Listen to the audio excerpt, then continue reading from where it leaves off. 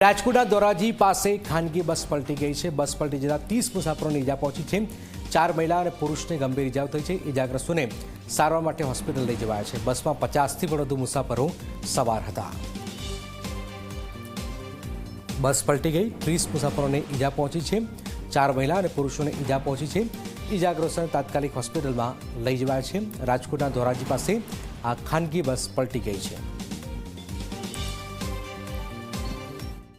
Dhoraji dream school પાસે એક ટ્રાવેલ્સની બસ પલટી મારતા 22થી વધારે લોકો ઈજાગ્રસ્ત થયા છે।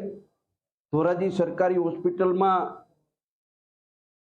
અને બાકીના બધા જે ડોક્ટરો અને સ્ટાફ પૂરતો હાજરીઓ છે। 3 જણાને રિફર કર્યા છે।